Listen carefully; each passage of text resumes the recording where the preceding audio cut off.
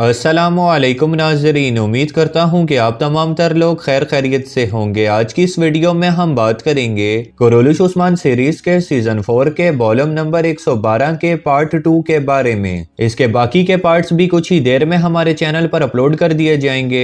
Channel पर पहली मर्तबा आए हैं तो चैनल को फौरन से सब्सक्राइब कर दें। तो चलिए शुरू करते हैं आज की वीडियो। इस एपिसोड के आगाज में मलहून खातून परेशानी की हालत में खड़ी हुई होती हैं, तो इसी दौरान ओरहान उनसे कहता है, वालिदा, अगर लोग जहर के असर से बच भी जाते हैं तो फिर तब भी वो भूख से मर जाएंगे। ना ही कोई कारवां आ रहा है और ना ही कोई जखीरा बाकी रहा। यह सुनने के बाद मलहून खातून कहती हैं, कई कबीले में कुछ जखीरा बाकी है, उसे हम कुछ वक्त तक चला सकते हैं मेरे बेटे। मर्ज वहां तक नहीं पहुंचा, इसलिए हम उन अशिया को लोगों में तकसीम कर सकते हैं। अभी ये बातचीत जारी होती है, इसी दौरान आयशा खातून वहां पर आ जाती हैं और कहती हैं, मलहून खातून, मार्ता की दुकान में कुछ भी नहीं। हमने वहां पर बहुत सी तलाशी की, लेकिन हमें कपड़ों के अलावा वहां पर कुछ भी नहीं मिला। यह सुनने के बाद मलहून खातून जवाबन कहती हैं, जरूर कोई ना कोई सुराग होगा आयशा, हमें पता लगाना होगा, हमारे पास और कोई भी चारा नहीं। इसी दौरान अस्मा वहां पर दौड़ती हुई आ जाती है और कहती है, मलहून खातून, मार्ता ने एक दुकान को किराए पर लिया और वहां पर कुछ सामान रखा है।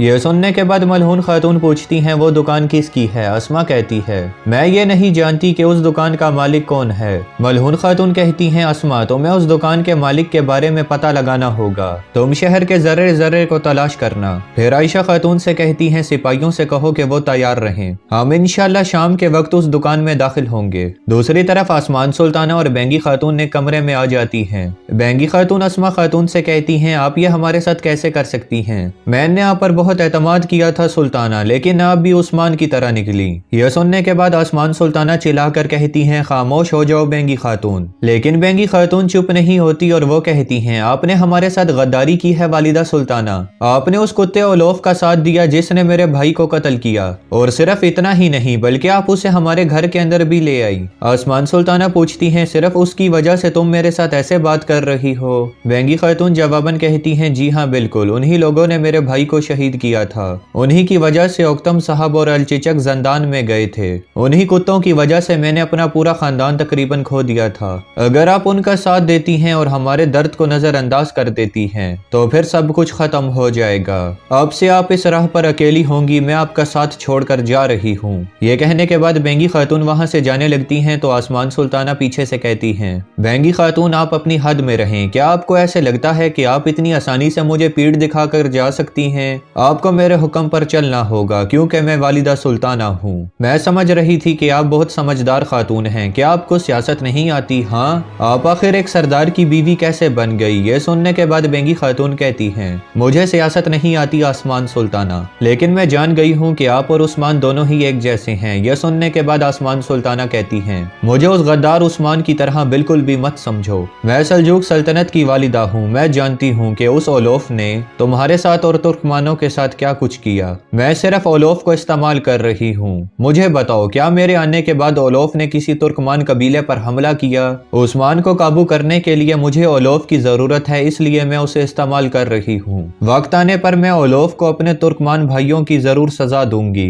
क्या अब आप मेरा साथ देंगी बेंगी खातून? यह सुनने के बाद बेंगी खातून मुस्कुराते हुए कहती हैं, जी हाँ वालिदा सुल्ताना, मैं आपके साथ हूँ। फिर आसमान सुल्ताना कहती हैं, अब तुम औकतम साहब के पास जाओ और उन्हें बताओ जो तमाम तर बातें मैंने तुम्हें बताई, ताकि उनके जहन में भी कोई शक शुबा ना रहे। यह सुनने के बाद बेंगी खातून वहां से चली जाती हैं। इधर दूसरी तरफ उस्मान साहब और बाला खातून के हाथों में जंजीरें बांधकर उन्हें जंदान खाने की तरफ ले जाया जा रहा होता है।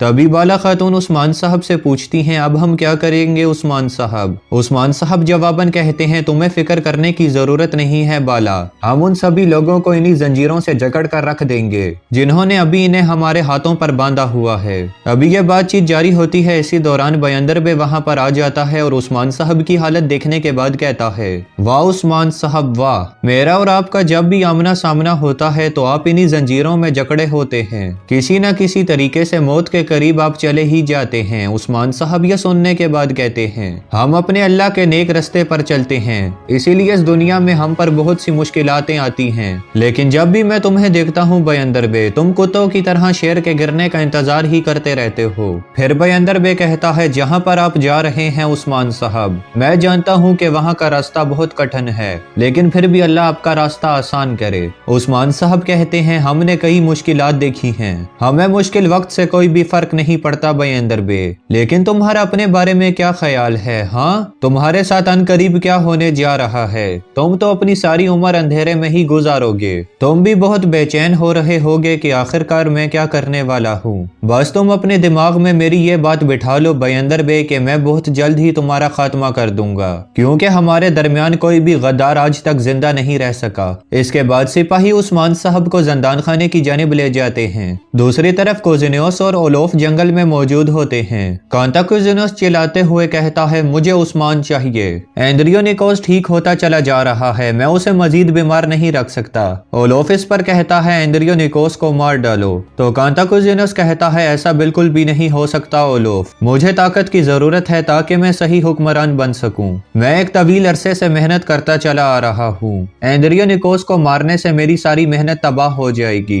اس پر اولوف پوچھتا ہے کیا وہ طاقت مقدس سلیب ہے؟ تو کانتا کوزینوس کہتا ہے ہاں بالکل ایسا ہی ہے، ہم کسی طرح سے عثمان کو حاصل کریں گے، پھر وہ ہمیں بتائے گا کہ مقدس سلیب کہاں پر ہے۔ سلیب کے بغیر میں اب اس طاقت کو اپنے پاس زیادہ دیر تک نہیں رکھ سکتا۔ اولوف کہتا ہے تو پھر ہمیں اسے زندہ رکھنا ہوگا۔ تو کوزینوس کہتا ہے عثمان کو ہم اس وقت تک زندہ رکھیں گے جب تک وہ ہمیں سلیب کے بارے میں نہیں بتا دیتا، وہ جیسے ہی ہمیں سلیب کے بارے میں بتائے گا تو وہ اس کی زندگی کا آخری دن ہوگا۔ اسی دوران وہاں پر آسمان سلطانہ بھی پہنچ جاتی ہیں۔ انہیں دیکھنے کے بعد کوزینوس اور اولوف حیران اور پریشان رہ جاتے ہیں۔ دوسری طرف سلطان علاؤالدین شیخ ادبالی صاحب سے بات چیت کرتے ہوئے کہتے ہیں میری والدہ نے آپ کے ساتھ جو کچھ بھی کیا اس کے لیے میں معافی چاہتا ہوں شیخ صاحب، میں جانتا ہوں کہ آپ جیسے لوگ بہت رحم دل ہوتے ہیں۔ شیخ ادبالی صاحب جواباً کہتے ہیں اللہ کی راہ پر چلنے والے لوگوں کے راستے میں مشکلات آتی رہتی ہیں میرے سلطان۔ پھر سلطان علاؤالدین کہتے ہیں میں آپ کی میزبانی کرنا چاہتا ہوں میرے شیخ۔ شیخ ادبالی صاحب جواباً کہتے ہیں معذرت کے ساتھ میں اس سے انکار کرتا ہوں، میری بیٹی بالا اور عثمان صاحب آپ کی قید میں ہیں، تو اس صورتحال میں آپ کا کبھی بھی مہمان نہیں بن سکتا، یا تو آپ مجھے بھی ان کے ساتھ زندان میں قید کر دیں یا پھر مجھے یہاں سے جانے دیں۔ سلطان جواباً کہتے ہیں عدل کرنا ظلم نہیں ہوتا میرے شیخ، عدل کرنا تو انصاف ہوتا ہے، اور بری حرکتوں کا نتیجہ یہی ہوتا ہے جو کہ عثمان اور بالا کے ساتھ ہوگا۔ لیکن میرے شیخ آپ بالکل آزاد ہیں، آپ جب چاہیں یہاں سے جا سکتے ہیں، آپ پر کوئی پابندی نہیں۔ یہ سننے کے بعد شیخ ادبالی صاحب وہاں سے جانے لگتے ہیں تو سلطان علاؤالدین پیچھے سے آواز لگا کر کہتے ہیں میری بات سنیے شیخ حضرت۔ یہ سننے کے بعد شیخ صاحب رک جاتے ہیں تو سلطان علاؤالدین کہتے ہیں آپ کا پوتا علاؤالدین بہت ذہین اور بہادر ہے میرے شیخ، لیکن عثمان اپنے بیٹے کو اپنے کھیلوں کے لیے استعمال کرتا چلا جا رہا ہے، علاؤالدین کی یہاں پر صحیح سے پرورش نہیں ہو رہی، اس لیے آپ اسے میرے ساتھ کونیا بھیج دیں، وہ میرے ساتھ کونیا جائے گا اور انشاءاللہ میں خود اس کی تربیت کروں گا تاکہ آنے والے دور میں وہ ایک بہت بہادر جنگجو بن سکے۔ یہ سننے کے بعد شیخ ادبالی صاحب مڑ کر مسکراتے ہوئے کہتے ہیں علاؤالدین عثمان صاحب کا بیٹا ہے اور اس کی تربیت کون کرے گا اس کا فیصلہ بھی عثمان صاحب ہی کریں گے، اور جب تک آپ اس تخت کی لالچ میں گھرے ہوئے ہیں تب تک ہم آپ کے پاس اپنی کوئی بھی اولاد تربیت کے لیے نہیں بھیجیں گے۔ یہ سننے کے بعد سلطان علاؤالدین خاموش ہو جاتے ہیں اور پھر شیخ ادبالی صاحب وہاں سے چلے جاتے ہیں۔